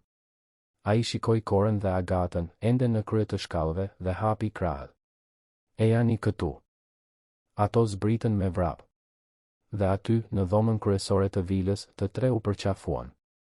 Qanë. Dhe u lutën bashk. Dhe Iliri e dinte, me siguri absolute, se kishte bërë zgjedhjen e duhur. Familja nuk ishte gjak. Ishte dashuri. Ishte zgjedhje. Ishte besim i ndarë. Dhe ai më në fund e kishte këtë. Ditët që pasuan konfrontimin me Renaton dhe Agimin sollën një tension të heshtur në vilë. Iliri kishte marrë vendimin e tij dhe i kishte dëbuar vëllezërit, por fara e dyshimit e mbjell prej tyre ende mbinte në ndonjë cep të errët të mendjes së tij. Jo se ai dyshonte tek Agata apo Kora. Ai e dinte, thellë në zemër, se ato ishin të vërteta. Por fjalët e Renatos kumbonin, duke krijuar një siklet që ai nuk arrinte ta injoronte plotësisht. Agata e vuri re ndryshimin. Iliri u bë përsëri i sjellshëm, por kishte një distancë të re në sytë e tij. Ai nuk merrte më pjesë në darka me të njëjtën lehtësi. Buzëqeshte më pak. Dhe, megjithse ende lutej me Korën çdo natë, kishte një mur të padukshëm që nuk ekzistonte më parë. Një pasdite me shi të martën, ndërsa organizonte bibliotekën, Agata gjeti diçka që e bëri të ndalonte. Ishte një zarf i vjetër, i zverdhur nga koha, i fshehur mes faqeve të një libri të trashë mbi historinë e Shqipërisë. Zarfi nuk kishte dërgues, vetëm emrin Helena të shkruar me shkrimin e bukur të Ilirit. Agata hezitoi. E dinte se nuk duhej ta hapte. Ajo ishte personale, intime. Por diçka brenda saj këmbëngulte se duhej ta shite. Me duar të dridhura, hapi zarfin. Brenda kishte një letër, e datuar 15 vjet më parë. Ishte nga Iliri për Helenën, e shkruar pak para dasmës së tyre. Agata filloi të lexonte dhe ndjeu sytë t'i mbusheshin me lot me çdo rresht. Iliri fliste për frikërat e tij, pasiguritë e tij, frikën se nuk ishte mjaftueshëm i mirë. Fliste se si vëllezërit e tij gjithmonë e kishin bërë të ndiej inferior, gjithmonë ishin përpjekur ta eklipsonin, gjithmonë kishin dyshuar në aftësitë e tij. Dhe fliste se si Helena ishte personi i vetëm që e bënte të ndjente se ai kishte rëndësi. Se ishte i mjaftueshëm. Se ishte i dashur pa kushte. Agata e palosi letrën me kujdes dhe e futi përsëri në zarf. Tani kuptonte. Kuptonte pse Iliri ishte mbyllur kaq shumë pas humbjes së Helenës. Kuptonte pse tradhtia e vëllezërve kishte qenë kaq shkatërruese. Kuptonte pse ai kishte kaq frikë të besonte përsëri. Ajo duhej të bënte diçka. Duhej t'i tregonte Ilirit se ai nuk ishte vetëm. Se nuk do të ishte kurrë më. Atë natë, pasi Kora shkoi të flinte, Agata trokiti në derën e zyrës së Ilirit. Ai ishte ulur para altarit, por nuk po lutej. Thjesht shikonte kryqin e drurit me një shprehje të zbrazët. Zoti Malaj, mund të hyj? Ai u kthye, i habitur. Sigurisht. Hyr. Agata hyri dhe mbylli derën pas vetes. Qëndroi në këmbë për një moment duke mbledhur guxim dhe pastaj tha, duhet të flas me ju për diçka të rëndësishme. Iliri rudhi vetullat. Ka ndodhur diçka? Jo. Do me thënë, po. Por jo në mënyrën që po mendoni ju. Ajo mori frym thellë. Gjeta një letër sot. Një letër tuajën për Helenën. E di që nuk duhet ta kisha lexuar, por e lexova. Dhe tani kuptoj. Iliri u ngurtësua. Kuptoni çfarë? Pse ju keni kaq frikë? Pse është kaq e vështirë për ju të besoni? Pse vëllezërit tuaj arrin t'ju trazojnë në këtë mënyrë? Agata bëri një hap përpara. Zoti Malaj, e di që ju keni frikë se ne jemi këtu për interes. E di që vëllezërit tuaj jua kanë futur këtë ide në kokë. Dhe e kuptoj. Pas gjithçkaje që keni kaluar, e kuptoj. Agata, unë nuk mendoj. Më lejoni të mbaroj. Ju lutem. Ajo ul në karrigen përballë tij, duart e kryqëzuara në prerë. Do të jem plotësisht e sinqert me ju. Është e vërtetë që isha e dëshpëruar kur trokita në derën tuaj. është e vërtet që kisha borxhe. Që nuk kisha ku të shkoja. Që kisha nevojë për një punë, një çati, një shans. E gjithë kjo është e vërtetë. Iliri e vëzhgoi në heshtje, fytyra e padeshifrueshme. Por është gjithashtu e vërtetë që kur, as për një sekond, nuk kam menduar t'ju mashtroj. Kur nuk e kam përdorur korën për të manipuluar asgjë. Ajo pushoi së foluri sepse babai i saj u largua dhe ajo nuk dinte si ta përballonte dhimbjen. Ajo filloi të flasë përsëri këtu sepse ju e bëtë të ndihej e sigurt. Sepse ju, edhe pa e kuptuar, i dhata asaj diçka që e kishte humbur, një figurë atërore. Dikë që ajo mund t'i besonte. Agata fshiu një lot që i rodhi. Dhe e di që ju nuk më detyroheni asgjë. Që mund të na dëboni në çdo moment. Por dua që ta dini se, për mua dhe për Korën, ju nuk jeni një shef. Ju jeni familje. Dhe familje e vërtetë. Nga ajo lloj që zgjedhim. Nga ajo lloj që duam. Heshtja që pasoi ishte e dendur. Iliri e shikonte Agatën me një intensitet që e bënte të ndihej sikur ai po i lexonte shpirtin. Dhe pastaj, më në fund, ai foli. E di. Agata puliti syt, e hutuar. E dini? E di që nuk jeni këtu për interes. Gjithmonë e kam ditur. Por vëllezërit e mi ata më trazojnë mendjen. Ata din saktësisht ku të shtypin për të më bërë të dyshoj në gjithçka. Dhe e urej këtë. E urej që ata ende e kanë këtë fuqi mbi mua. Atëherë pse i lejoni? Iliri pshërtiu duke fërkuar fytyrën me duar. Sepse thellë, Agata, unë ende kam frikë. Frikë se do të më mashtrojnë përsëri. Frikë se do të humbas përsëri. Frikë se do të besoj dhe do të zbuloj se isha gabim. Ai e shikoi me sy të lodhur. Kam humbur kaq shumë gjëra. Gruan time. Djalin tim. Familjen time. Besimin tim të njerëzit.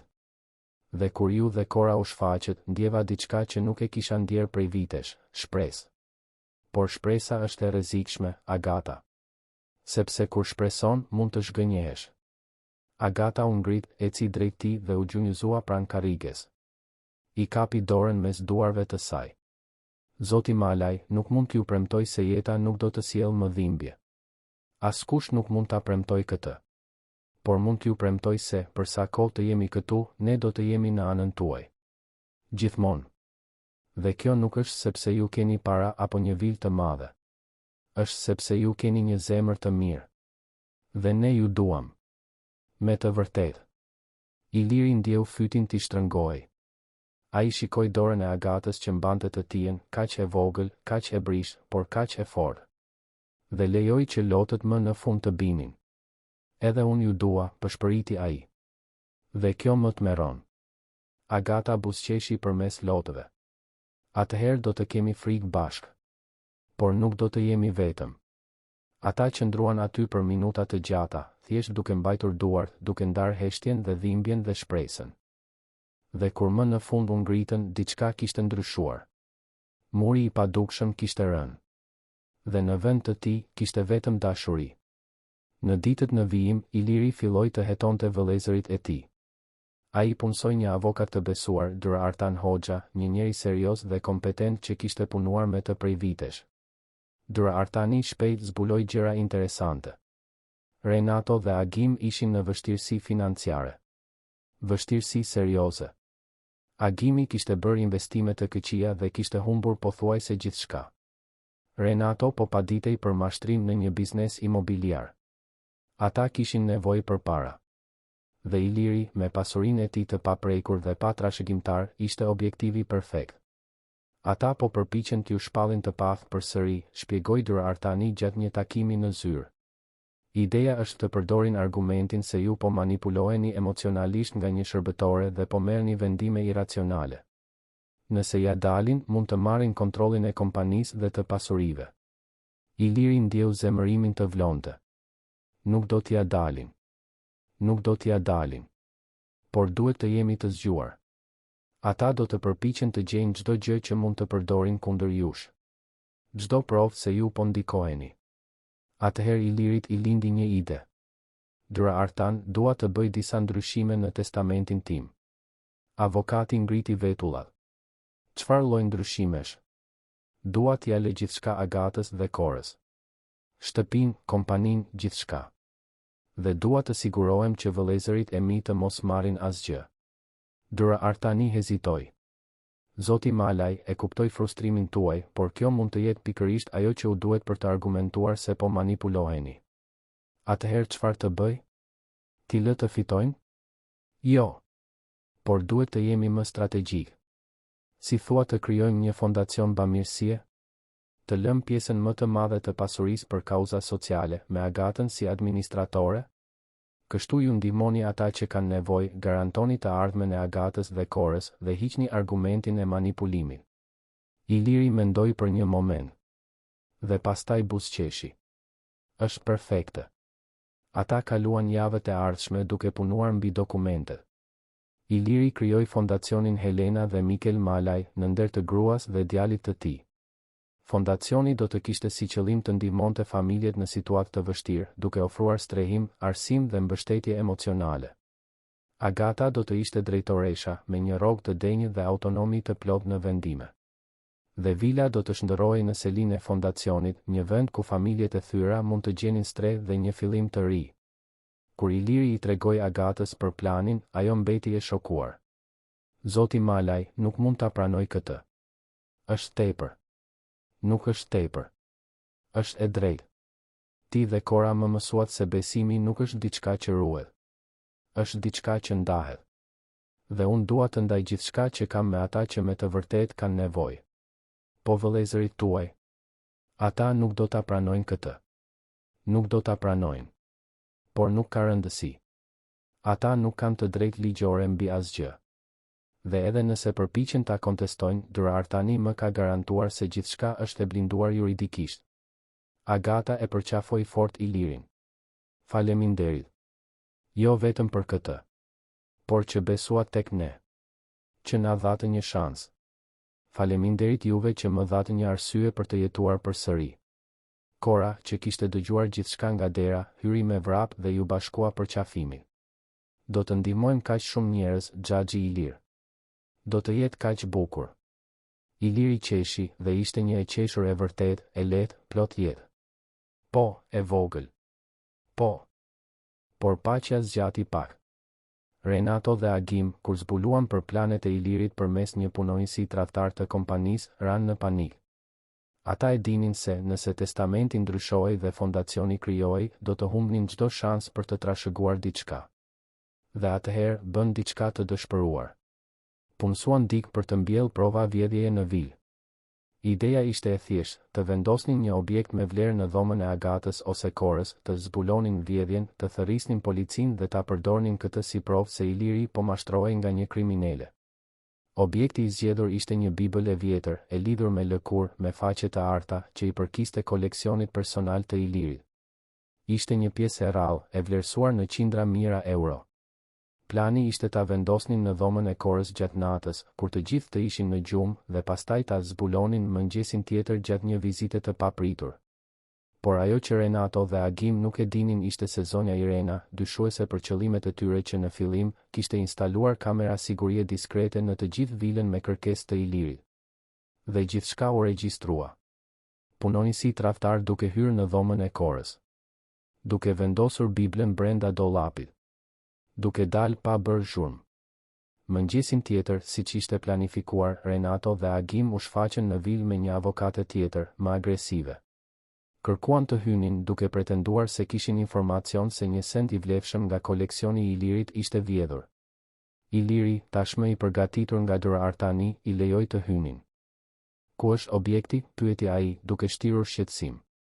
Në dhomën e shërbëtores suaj, sigurisht, tha Renato me një buzëqeshje helmuese. Të shkojmë ta verifikojmë? Ata u ngjitën në dhomën e Agatës dhe Korës. Avokatja hapi dollapin dhe, në mënyrë dramatike, tërhoqi Biblën e vjetër. Ja ku është.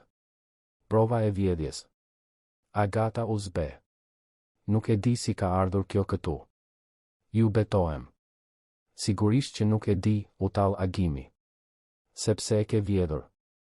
Jo, nuk e ka vjedhur, tha Iliri me qetësi. Sepse unë e di saktësisht kush e ka vendosur aty. Renato rudhi vetullat. Për çfarë po flet? Iliri mori tabletin që kishte sjell dhe tregoi imazhet e kamerave të sigurisë. Regjistrimi tregonte qartë punonisin duke hyrë në dhomë dhe duke fshehur Biblën. Dhe më shumë, tregonte Renaton duke i dhënë para punonisit në rrugë natën e kaluar. Ju u përpoqët të fajsonit Agatën, tha Iliri, zëri i ftohtë si akulli. Ju hyt pa leje në shtëpinë time, korruptuat një punonjës, mbollët prova të rreme. Ky është krim. Krime të shumta, në fakt. Avokatja u zbardh. Renato dhe Agim u përpoqën të argumentonin, por nuk kishte çfarë të thoshin. Prova ishte e pakundërshtueshme. Dyraartani tashmë po njofton policin, vazhdoi Iliri.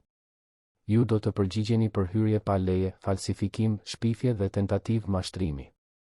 Dhe unë do të sigurohem që të paguani për secilin nga këto krime.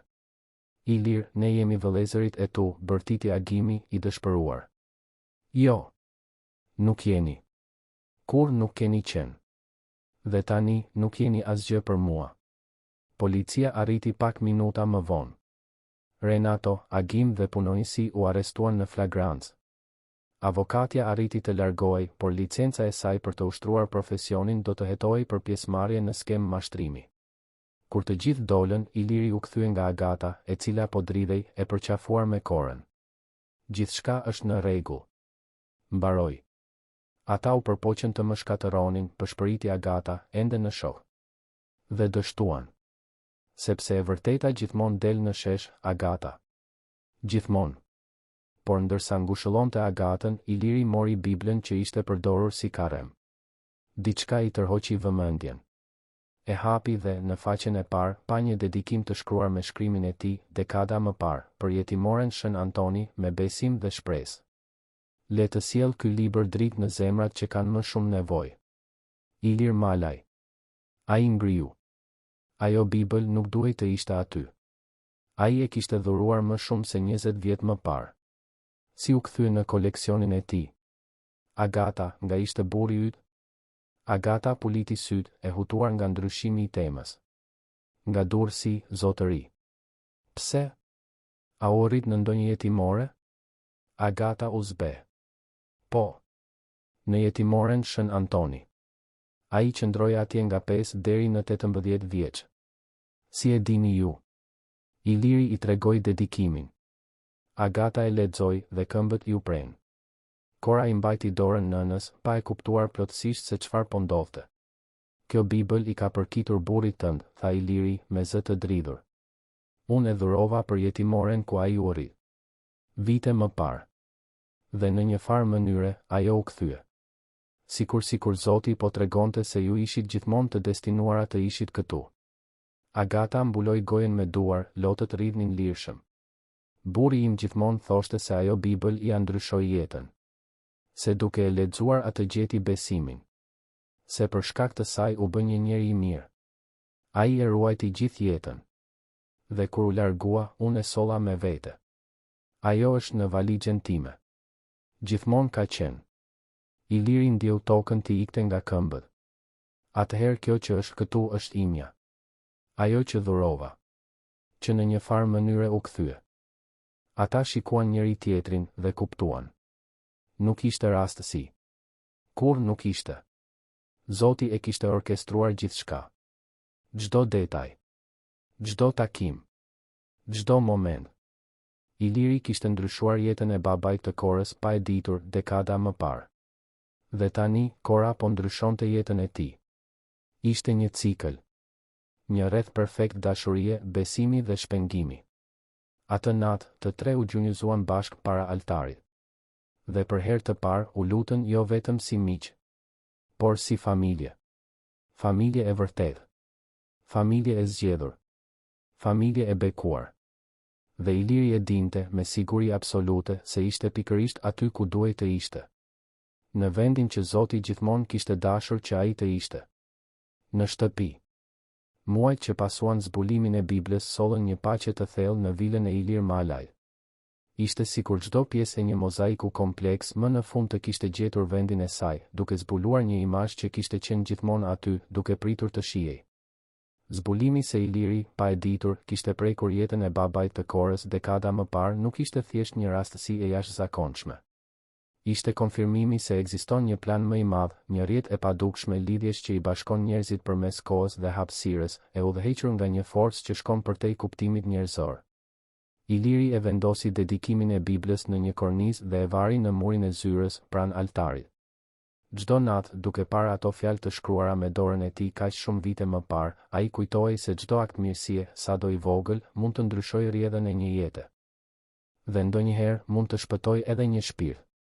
Fondacioni Helena dhe Mikel Malaj u inaugurua zyrtarisht një mëngjes me diell të shtunën. Vila, që për vite me radhë kishte qenë një mauzole heshtjeje dhe vetmie, tani gëlonte nga jeta. Punëtorët i kishin shndërruar dhomat e zbrazta në dhoma mikpritëse, salla ndenjeje, një bibliotekë komunitare, një kuzhinë industriale dhe madje një kishës të vogël.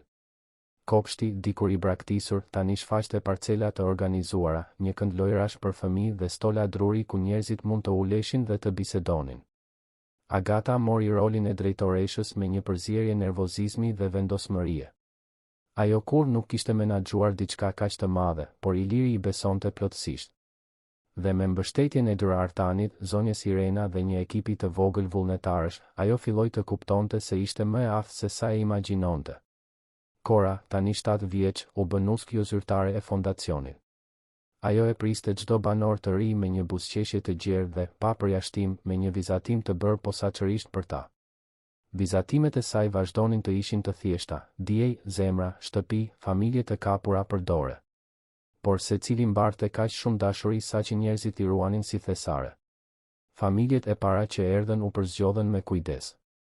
Një nën beqare me 2 fëmijë të vegjël, e cila kishte humbur punën dhe shtëpinë. Një zotëri i veç që nuk kishte ku të shkonte pasi u dëbua nga apartamenti ku jetonte. Një ere shtatzën që ishte përzën nga shtëpia nga familja. Secili sillte historinë e tij të dhimbjes, humbjes, thyerjes. Dhe secili gjente në fondacionin Helena dhe Mikel një shans për të rifilluar. Iliri nuk ishte më aq i pranishëm në operacionet e përditshme të kompanisë. Ai delegoi pjesën më të madhe të përgjegjësive tek drejtues të besuar dhe filloi t'ia kushtonte kohën fondacionit. Ai bisedonte me banorët, dëgjonte historitë e tyre, lutej me ata që kërkonin dhe, në kohën e lirë, vazhdonte të shkruante në ditarin e lutjeve. Faqet tani ishin të mbushura jo vetëm me fjalët e tij, por edhe me fraza të vogla të shkruara nga Kora, nga Agata dhe madje nga disa prej banorëve të fondacionit. Ishte një regjistër kolektiv besimi, shprese dhe transformimi. Një pasdite, ndërsa Iliri organizonte disa dokumente në zyrë, zonja Irena trokiti në derë me një shprehje të shqetësuar. Zoti Malaj, ka një person të dera. Thotë se duhet të flas me ju. Është urgjente. Iliri rudhi vetullat. Kush është? Ajo u prezantua si Sofia Malaj. Thotë se është mbesa juaj. Iliri ndjeu gjakun t'i ngri. Sofia. Vajza e Renatos. Ai nuk e shite që kur ishte fëmijë i vogël. Kjo ishte para se gjithçka të shembej, para tradhtive, para ndarjes. Lëre të hyj, tha ai, i kujdesshëm. Pak minuta më vonë, një ere rreth të 20-tave hyri në zyrë. Ajo kishte flokë të gjatë gështenjë, sy të errët si të Renatos, por kishte diçka ndryshe tek ajo. Diçka të butë. Ajo dukej nervoze, por e vendosur. Xhaxhi i lirë, tha ajo, me zë të dridhur. Faleminderit që më pritët. Iliri e vëzhgoi me vëmendje. Sofia. Je rritur. Jam rritur. Kanë kaluar më shumë se 10 vjet që nuk shihemi. Dhe çfarë të sjell këtu? Baba ju të dërgoi? Sofia tundi kokën shpejt. Jo. Baba im nuk e di që jam këtu. Në fakt, ai ma ka ndaluar të kërkoj. Por duhej të vija. Duhej të kërkoja falje. Iliri ngriti vetullat. Falje? Sofia u ul në karrigen që ai ofroi, duart i dridheshin lehtë.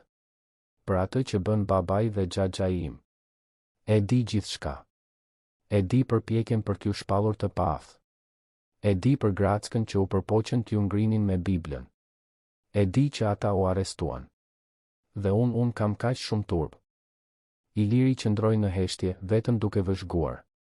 Unë u rrita duke dëgjuar baban tim të fliste keq për ju. Ai gjithmonë thoshte se ju ishit egoist, se e kishit harruar familjen, se nuk ju interesonte askush. Por kur u rrita, fillova të bëja pyetjet e mia, bisedova me njerëz që ju njihnin. Lexova lajme të vjetra. Dhe zbulova të vërtetën. Zbulova se babai dhe xhaxhai im u përpoqën t'ju vidhnin kompaninë. Zbulova se ata gënjyen, manipuluan, tradhtuan. Ajo fshiu një lot që i rodhi. Dhe zbulova se ju kishit çdo të drejtë t'i prisnit nga jeta juaj. Iliri pëshërtiu. Sofia, nuk ke nevojë të kërkosh falje për gabimet e babait tënd. Ti nuk ke faj për atë që ai bëri. E di. Por duhej që ju ta dinit se jo të gjithë në familje janë si ata. Unë nuk dua të jem si babai im. Dua të jem ndryshe. Iliri ndjeu diçka të lëvizte brenda tij. Ajo e re, e ulur përballë tij, mbante gjakun e vëllezërve që e kishin tradhtuar. Por gjithashtu mbante shpresë. Mbante mundësinë e ndryshimit. Çfarë do, Sofia? Ajo mori frym thellë. Dua të punoj këtu. Në fondacion.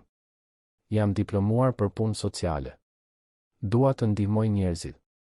Dhe kur dëgjova për fondacionin Helena dhe Mikel, e dija se këtu duhej të isha. Jo për emrin Malaj. Por sepse është vendi i duhur. Iliri e shikoi për një moment të gjatë. Dhe pastaj, diçka që kur nuk mendoj se do të bënte, ai buzëqeshi. Je e punësuar. Sofia hapi sytë e mëdhenj. Seriozisht? Seriozisht. Por jo për shkak të mbiemrit. Sepse unë besoj në shanset e dyta. Dhe sepse ti pate guximin të vije këtu dhe të merrje përgjegjësi për diçka që nuk ishte faji yt. Kjo tregon karakter. Sofia filloi të qante. Faleminderit, xhaxhi Ilir. Shumë faleminderit. Në muajt në vijim, Sofia u bë pjesë integrale e fondacionit. Ajo punonte pa u lodhur, duke ndihmuar banorët të gjenin punë, të zgjidhnin çështje burokratike, të rindërtonin jetët e tyre. Dhe, ngadalë, ajo gjithashtu u bë pjesë e familjes së improvizuar që ishte formuar në vil. Agata e priti si një motër më të vogël. Kora e quante Halla Sofia. Dhe Iliri zbuloi se, edhe pas kaq shumë dhimbje të shkaktuar nga vëllezërit, ende ishte e mundur të gjendej shpengim në një brez të ri. Fondacioni rritej. Më shumë familje vinin. Më shumë jetë transformoheshin. Dhe Iliri kuptonte se vila, që dikur ishte një simbol i pasurisë dhe vetmisë së tij, tani ishte një simbol i diçkaje shumë më të madhe, dashurisë pa kushte. Por koha, mizore dhe e pashmangshme, vazhdonte të kalonte. Iliri filloi të ndjente peshën e moshës. Ecjet e tij nëpër kopsht u bën më të ngadalta. Netët e tij të lutjes më të gjata. Durar tani e këshilloi të bënte analiza, të pushonte më shumë, të kujdesej për shëndetin. Iliri pranonte, por thellë e dinte. E dinte se trupi i tij ishte i lodhur. E dinte se udhëtimi po i afrohej fundit. Ai nuk kishte frikë. Jo më. Sepse e dinte se kishte lënë një trashëgimi. Jo parash apo pronash, por dashurie. Dhe e dinte se, kur të largohej, nuk do të ishte vetëm. Do të ishte i rrethuar nga njerëz që e donin me të vërtetë.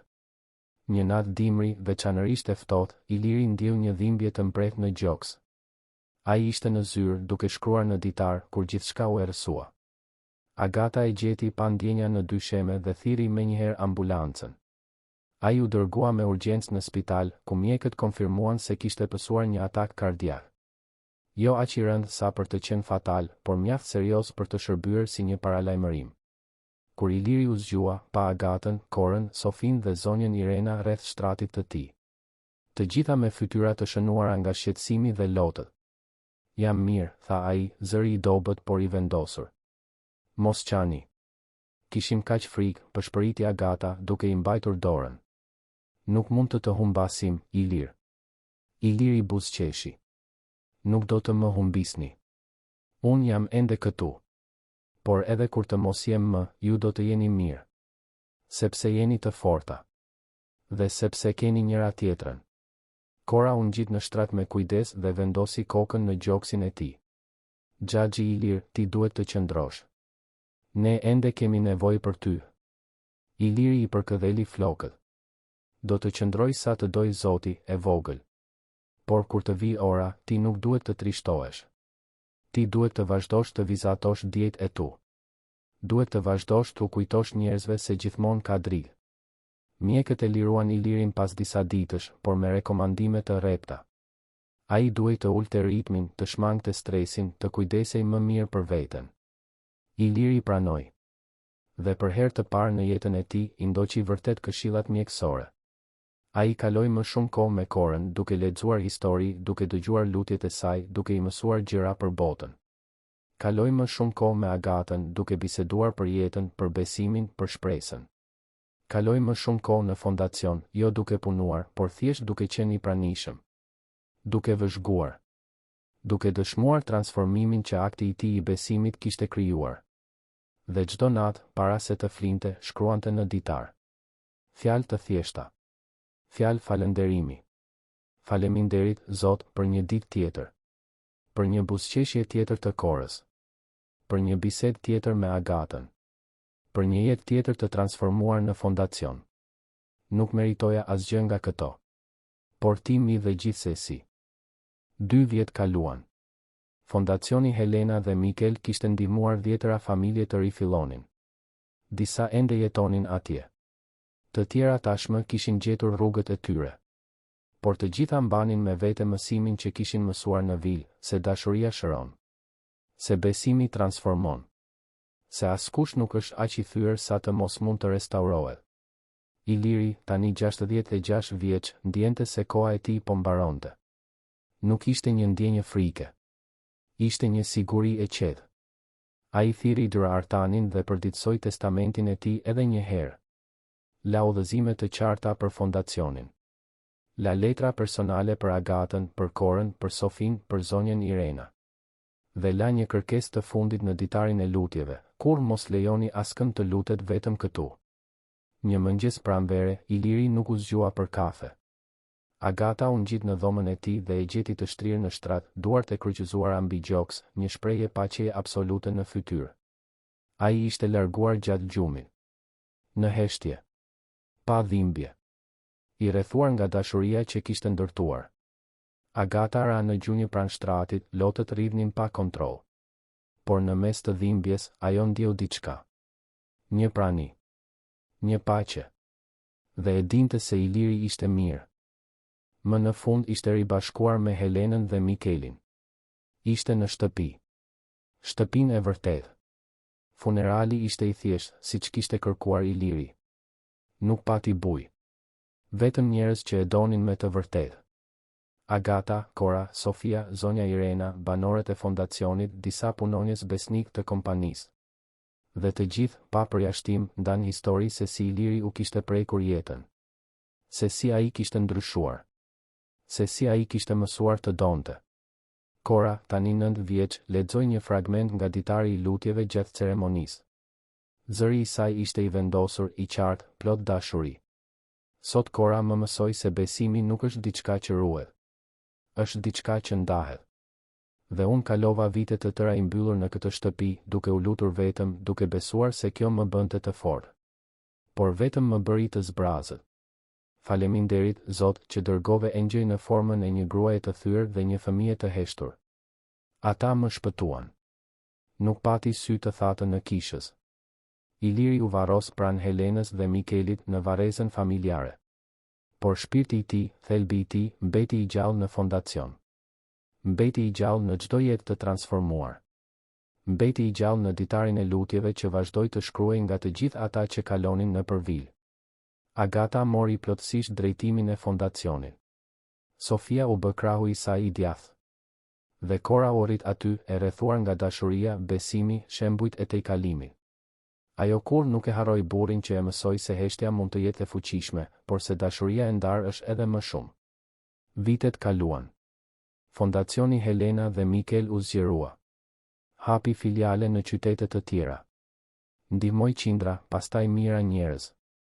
Dhe gjithçka filloi me një akt të thjeshtë, një burr i vetmuar që pranoi të ndante lutjen e tij me një fëmijë.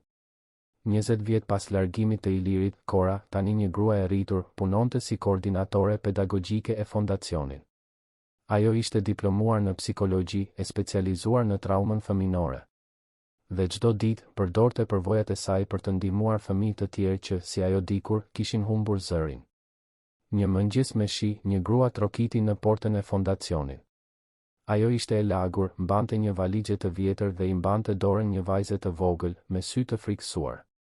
Ju lutem, tha gruaja, zëri I dëshpëruar. Kam nevojë për ndihmë. Nuk kam më ku të shkoj. Cora shikoi skenën. Dhe ndiu një val dëjëvu. Ajo kujtoi nënën e saj, kaq shumë vite më parë, duke trokitur në derën e vilës së Ilirit. Kujtoi frikën, pasigurinë. Dhe kujtoi se si gjithçka ndryshoi kur dikush vendosi të hapte derën.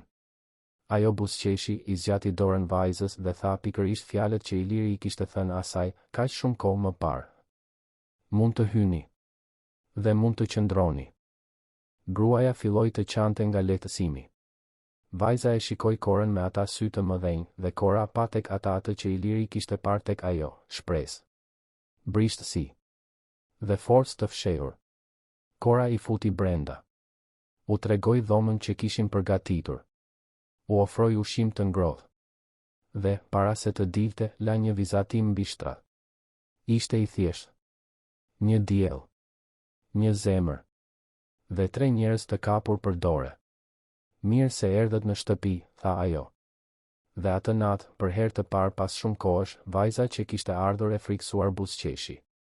Sepse ajo e kuptoi, edhe pa fjalë, se aty ishte një vend I sigurt. Një vend I rifillimit. Një vend ku lutjet nuk bëheshin vetëm. Historia e Ilir Malajt nuk mbaroi me largimin e tij. Ajo thjesht filloi të shumë fishohej. Çdo jetë që ai preku u bë një histori e re. Çdo person që kaloi nëpër fondacion mori me vete mësimin që ai e mësoi vonë, por e mësoi plotësisht, kush lutet vetëm mund të mbijetojë, por kush lutet bashkë mëson të jetojë. Dhe ndërsa shiu binte jashtë, brenda vilës që nuk ishte më një mauzole, por një shenjtërore dashurie, njerëzit mblidheshin për lutjen e natës. Të rinj e të moshuar. Të pasur e të varfër. Të thyer e të restauruar. Dhe bashk, të kapur për dore, bisedonin me Zotin. Jo me frikë. Jo me vetmi. Por me besim. Me shpresë. Me dashuri. Vila e Ilir Malajt ishte bërë pikërisht ajo që ai gjithmonë kishte dashur të ishte. Një shtëpi. Jo vetëm për të, por për të gjithë. Të dashur dëgjues, shpresojmë që historia e Ilir Malajt, Agatës dhe Corës t'ju ketë prekur thellë në zemër. Nëse jeni emocionuar me këtë udhëtim besimi, shpengimi dhe dashurie pa kushte, lini një pëlqim, abonohuni në kanal dhe na tregoni në komente cili moment ju ka shënuar më shumë. Çdo ditë sjellim histori intensive si kjo, që zbulojnë anën më të thellë të shpirtit njerëzor dhe na kujtojnë se kur nuk është vonë për të rifilluar. Ju presim në episodin e ardhshëm.